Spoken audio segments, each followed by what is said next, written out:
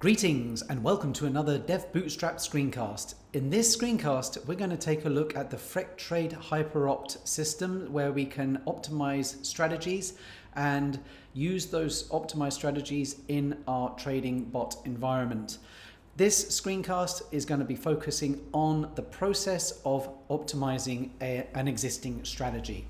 And so what we're going to do is we will take a strategy from the Freqtrade repository here, the Freqtrade strategies repository, which you can go to here at this location, and the link will be in the description below. And we're going to take one of these strategies and we're going to optimize it for more recent trading backtest data. And in fact, what I'm going to do is I'm going to scroll down here and I'm just going to take a strategy 004 here. And this is the strategy that we're going to take.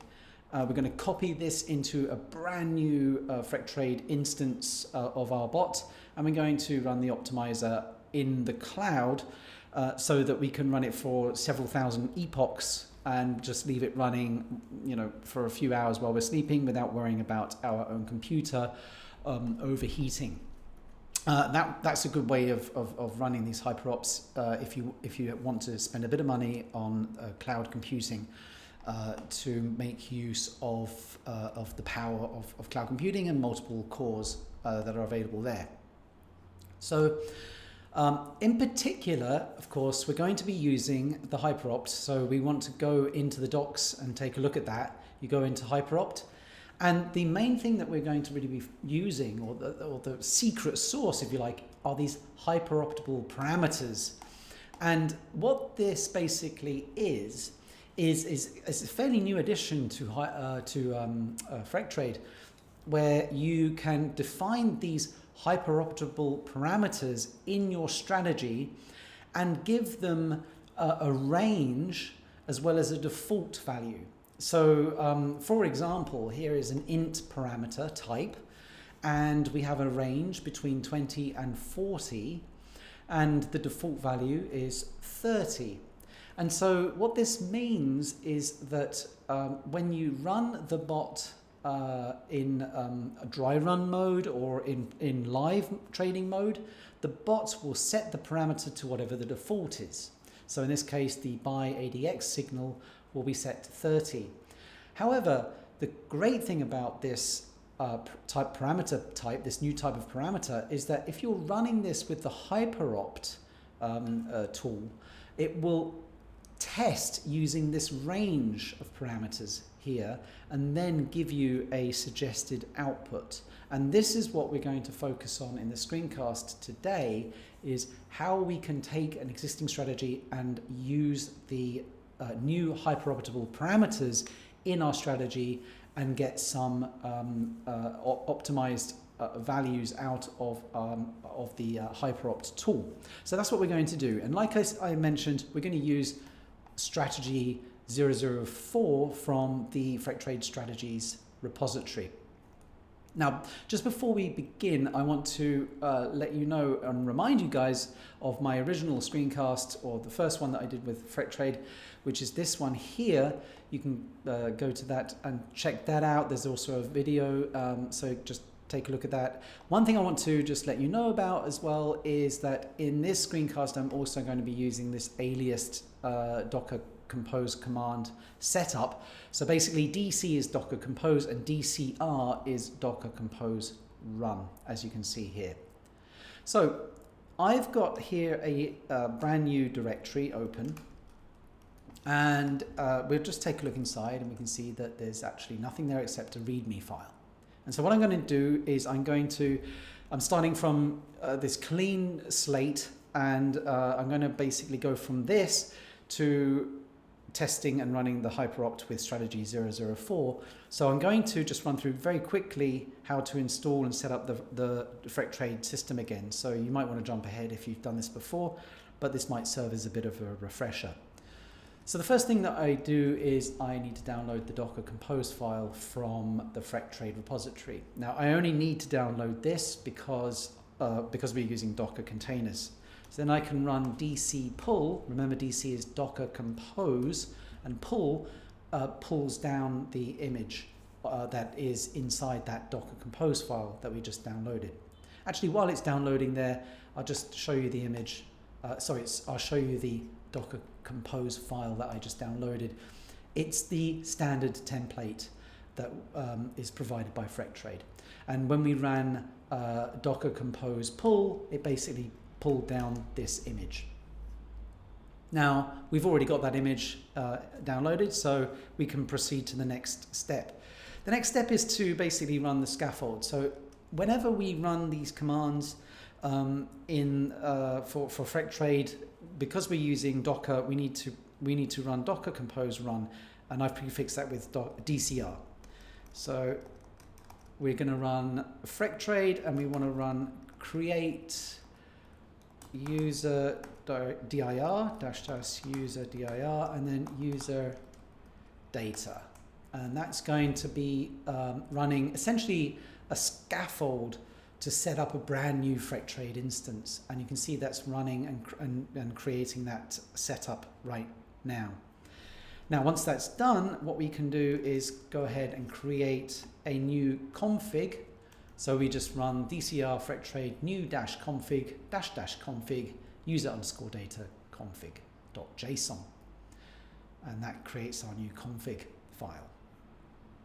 Now, I'm going to open up that config file in my text editor after I answer these questions actually. So do I want dry run mode? Yes. The stake currency is USDT. Of course, these can be whatever you wish, right? I'm going to set $100 for this.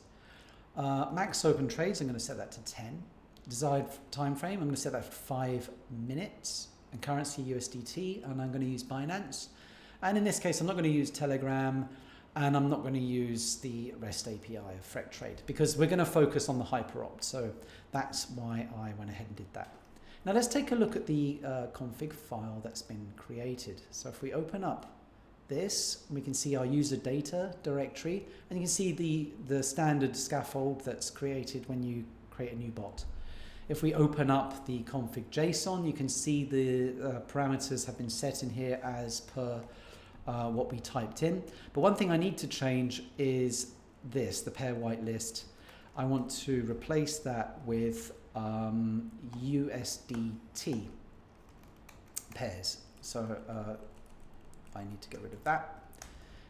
Now, you can, again, this is the pairs that you set in here are entirely up to you. They can be whatever pairs you want, actually. So let me just get rid of the blacklist because we don't really need that there. We just want to have this pair whitelist.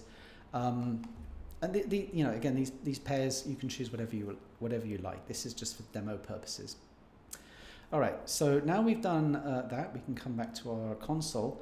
And I think the next thing we're going to do is grab the strategy from the repository. So I'm going to head back over to the repository here, which is just here, and I'm going to copy this strategy.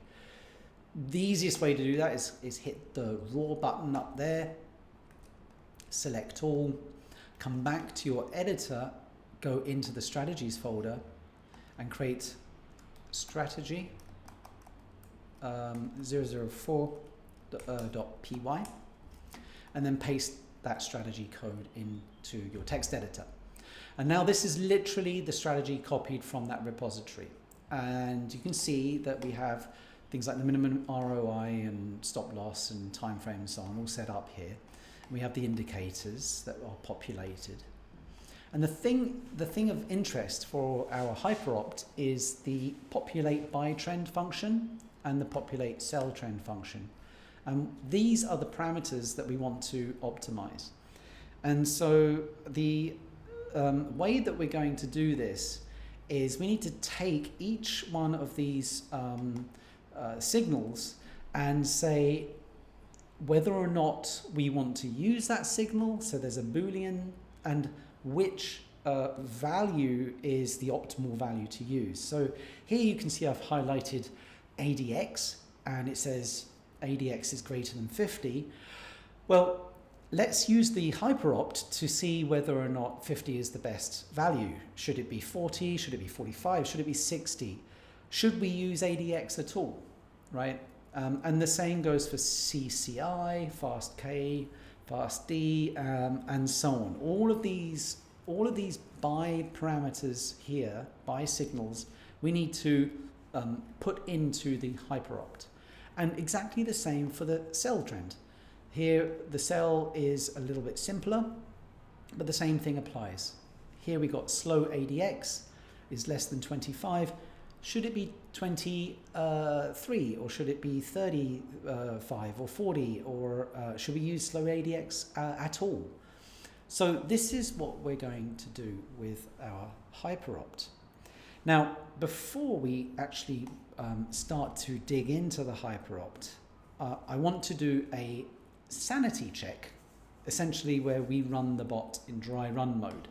And the reason for this is just to make sure that the bot is ready, because at this point the bot should be ready to run. And there is one change we need to make, which is inside the Docker compose file, and we need to say the strategy that we want to run. So we're not going to run simple strategy, we want to run strategy 004, the new strategy that we just downloaded. But that should be the only change that we need to make here. And then we can run DC up, and that should run the bot, and it should run it using all the configuration that we've given it, including, of course, it should start up using strategy 4. So now you can see that started up, so that's great. It's running without any error. Let's just check some of the parameters here to be sure. So dry run is enabled, good. It's putting the data into this database. Max open trades is 10. Let's just check the strategy. Yes, it's using strategy 4, and it's picking up some of the override parameters from the config, as well as the configuration that's defined directly in the strategy itself. So you can see the minimum ROI and the stop loss and so on. These are coming from the actual strategy class, the strategy 004 class that's in this file here. So I'd just like to do that to make sure that we've got everything set up. But what we can do is we can just stop that, and because I just did Docker compose up, I can use Control-C to stop Freqtrade like that.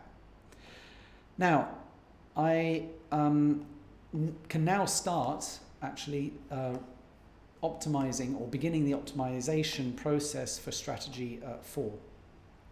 And what I'm going to do is I'm going to take this step by step, and basically I'm going to just start with ADX and slow ADX first, and then I'm going to work on the other parts later. So actually I may also include CCI as well. So we'll take this block here and we'll convert this to something that can be run with the Hyperopt.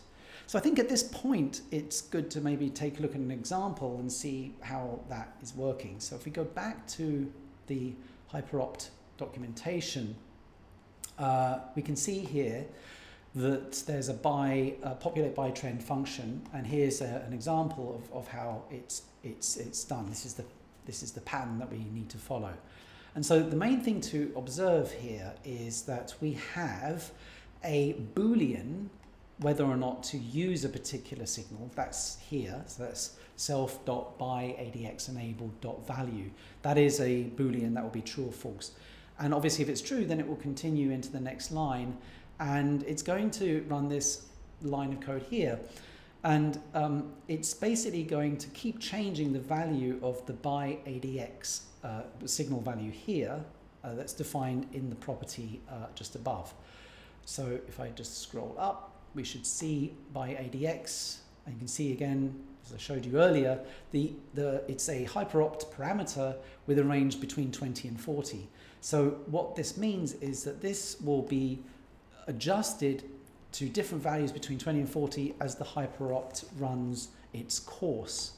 Now the other thing to bear in mind is that we've got this conditions array, and this is because we basically using or by converting our strategy into something that can be run through the Hyperopt, we need to dynamically build up the conditions for the strategy. So that's why we start off with this empty conditions array. And then whenever we go into one of these blocks of code, we are adding or appending, we're calling the append method on the conditions array, we're appending the condition if this is true. So we can append this condition and so on and so on. And then at the end, we have this little block here where we call reduce and pass in a lambda with the conditions. And I'm not a Python expert, but this is basically taking all the conditions and putting that into the data frame. So at the end of the day, we return the data frame, and the Hyperopt basically is constantly changing the parameters, and we get different data frames, and that's how it basically works. So we need to do this.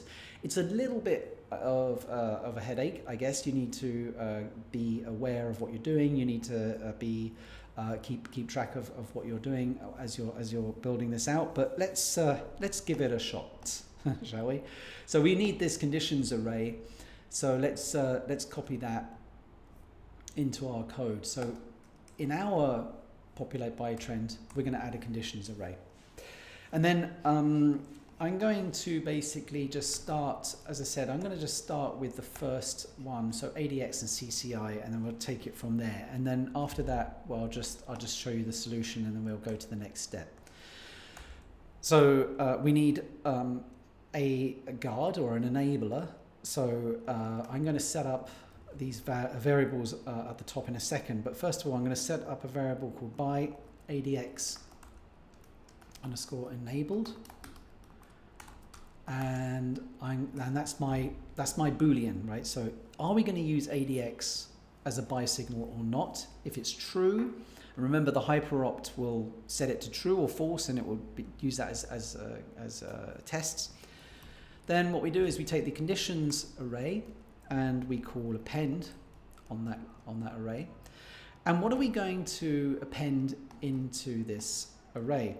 Well, what we want to do is we want to essentially take this condition, but instead of it being hard-coded 50, we want to use the Hyperopt parameter. So I'm going to say data frame ADX is greater than, and then I'm going to say self by ADX dot value, and this is going to be a Hyperopt parameter, which I'm going to define in a second. And then the other part is this OR condition. This is an OR is slow ADX is greater than 26. And again, I don't want to hard code 26. I want to use a Hyperopt parameter. So I'm going to just say data frame slow ADX is greater than self by slow ADX, and I'm going to say I'm going to close that off actually, and that's it for our data frame there, and that should be our conditions set there, and then we can and that takes care of that block there. So essentially, what I've done here is I've rewritten this bit here as a Hyperopt. Let's try it with this one down here as well. So CCI is less than -100.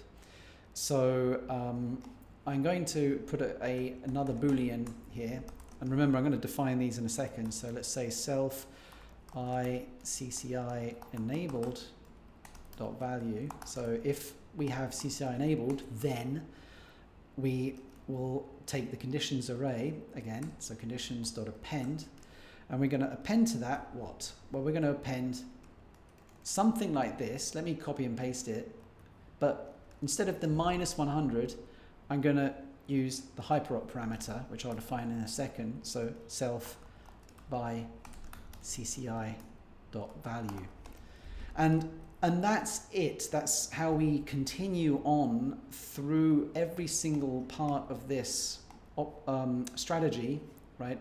Every part of these these conditions here until we get to the end. So we have to convert them from this to Hyperopt parameters in this process that I just showed you. And the other thing we need to do is at the end, we do need to return that or use that lambda reduce thing that I showed you before, right? So let me comment that out for a second. And we go down here, we can just copy this and make sure we return the data frame. So like that. And that's how we can reduce the data frame into back into a normal data frame again from these conditions array. And we can what I can do now is I can basically just append the rest of the strategy like so. So I'm just going to copy, I'm just going to paste in this. Sorry, I'm going to paste this in here and uncomment this like that. And what I've done here is I've basically taken the rest of this strategy. So for example, the fast K previous less than 20, and I'm appending those to the array without using Hyperopt parameters, right? And this is just, I'm just doing this to quickly be able to test this without having to create Hyperopt parameters for absolutely everything. So I'll leave the original part here, but the rest is going to be basically set like this. Oh, and by the way, I've not included the close because this value here is meaningless for USDT. So this should be enough to run the Hyperopt now, as long as I, of course, define the variables in my strategy. So let's take a look at that. I'm going to define, I need to define buy ADX enabled, buy CCI enabled, buy ADX, and buy slow ADX, and buy CCI. So I need to define those parameters. So let's define them up the top here, right at the top. That's the buy params. And then there's also for the enabled or disabled, we use these categorical Hyperopt parameters, essentially. Now, you see there's a little bit of an error here. It says it's not defined. That's because we need to bring in or import in from Freqtrade.strategy. We need to import the parameters that we need to use. And we're not currently using decimal, but we might do later. So just to recap here, what I've done is you can see, let's just take buy ADX, for example. Buy ADX is defined as an int Hyperopt parameter. I've got the range between 25 and 75, but I set the default to 50. Now I've set the default to 50 because that is the value of the parameter here that was originally hard-coded. So I'm starting off with the original values of the signals, and then we're going to run the Hyperopt and take it from there. Now, in order to run the Hyperopt, so we can test this out now, and I'm not, by the way, touching the sell trend or anything just yet. What I want to do is just make sure that I've got this coded up correctly without any issues. So in order to actually test this out, we need to download some data. So I'm going to just head over here again and run DCR Freqtrade download-data and get the data from Binance with a 5-minute time frame, like so. So just run that. And then I'm going to run the Hyperopt locally, but just with 2 epochs. So I'm going to run the Hyperopt for my strategy 004, at 5-minute candles, but with 2 epochs. And this is, as I say, just to test this, to make sure that we don't have any bugs or any errors in our code. So this should download the data, and that's completed. And now we can run the Hyperopt. And again, this is from the previous video as well. So you run DCR, Freqtrade Hyperopt. Hyperopt loss is our sharp ratio loss. You can read more about that in the docs and in other platforms about Hyperopt and sharp ratio. But this is the command to run the Hyperopt with strategy 4 with 5-minute time frame, and E is 2, which is the epoch. So let's see what happens, and hopefully, fingers crossed, we don't have any issues. Okay, and it is running, and there was an error, and it is saying the cell space method is not included in your Hyperopt class. Okay, so it turns out that the Hyperopt is best run when we have Hyperopt for both buy and sell signals.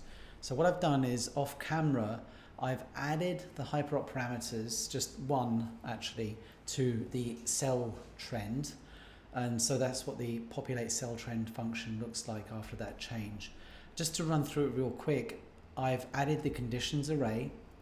I've added a sell slow ADK enabled Boolean. So if that's true, then it will add this condition to the array where we say if slow ADX is less than this slow ADX value.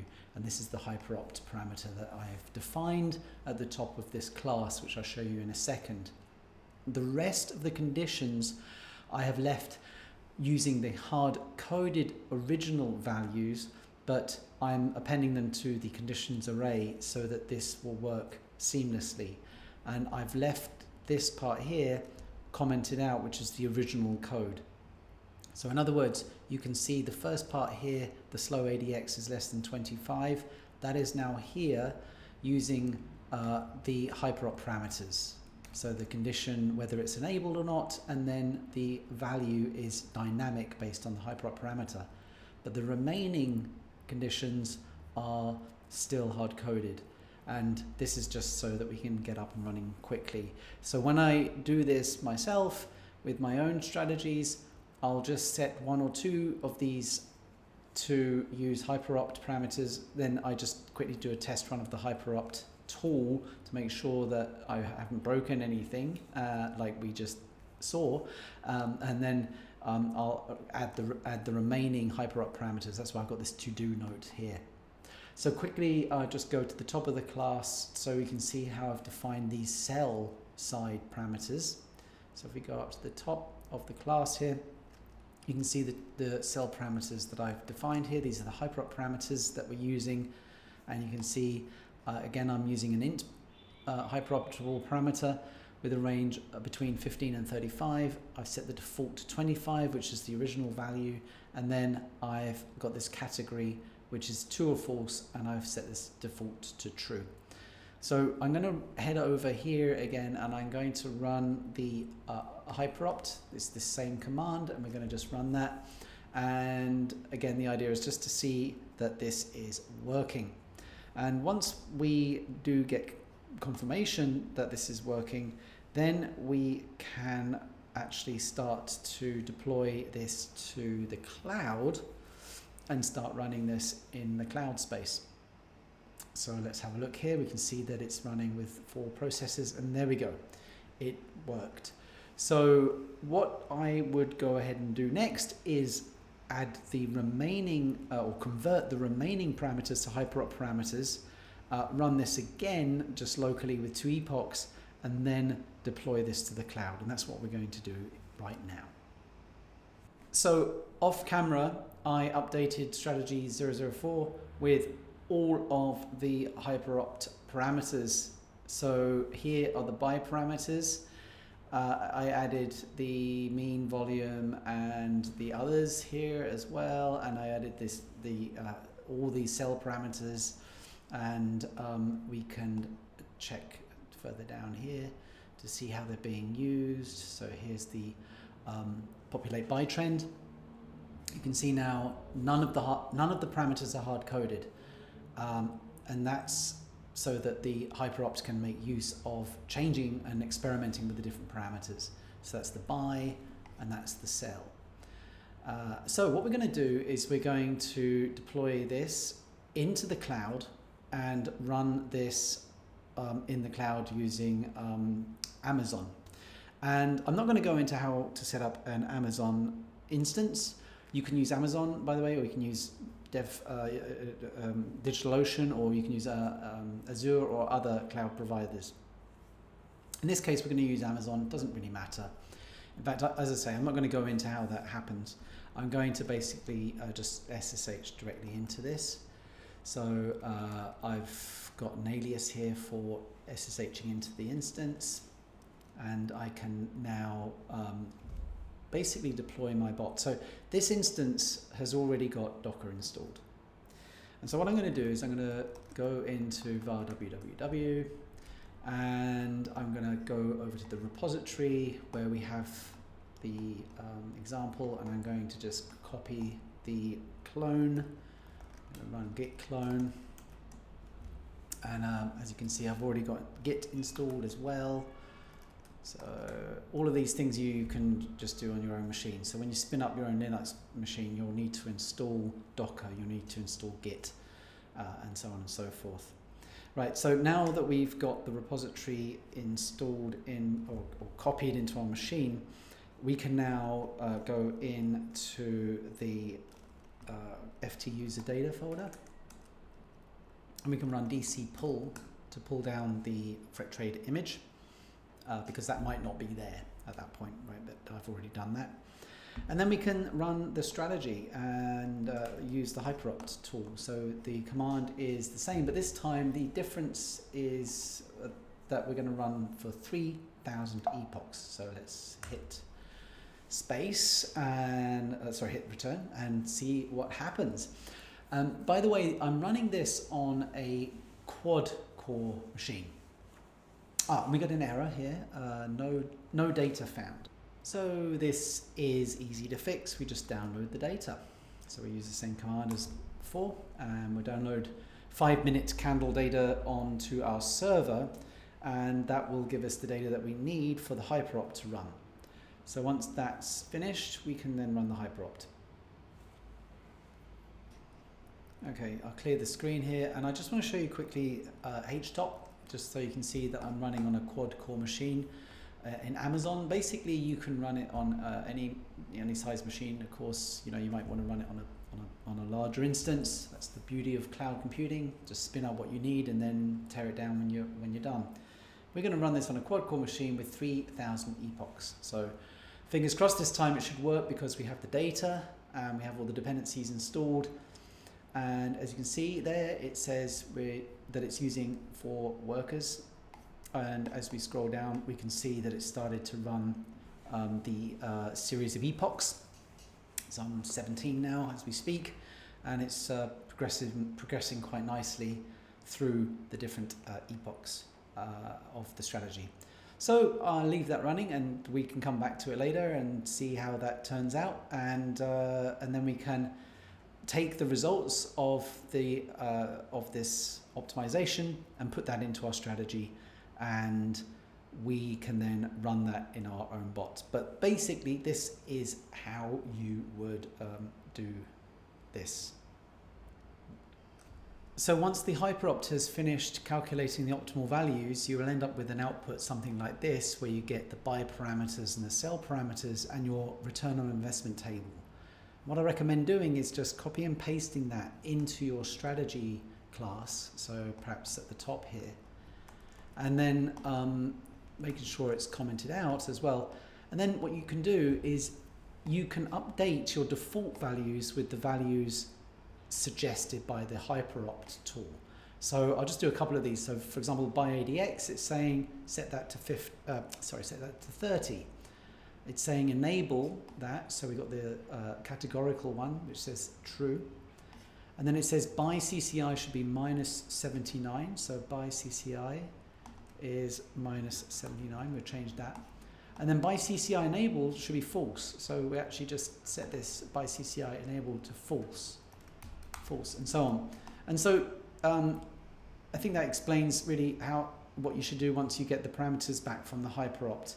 You just take them and update all your defaults. And this is the beauty of the Hyperoptable parameters, because you can use them both for your actual trading in dry run mode and in live mode by setting the default values as I've just shown you, but also you can use these parameters for hyper optimization using the intervals as defined in each of these parameters, and then setting them up in your buy strategy and your sell strategy using the approach that we saw earlier on in the video. So I hope this helps some people to dive into trying out different strategies and not to be too afraid of the Hyperopt tool, where you can now leverage the power of the Hyperopt tool provided with Freqtrade, and also use cloud computing to utilize multiple core machines and have these optimizations run with multiple, thousands of epochs. And you can try out many different strategies at the same time, of course, by spinning up multiple instances of cloud computing power, such as that provided by Amazon or DigitalOcean or others. So as I say, I hope this really helps somebody, and let me know what you think about this in the comments below. This has really been something that has been an eye-opener for me, and I find that this is pretty amazing technology, and it's an amazing open source project that Freqtrade team have provided. And I will continue to try out some of the strategies from their free repository, which we looked at earlier.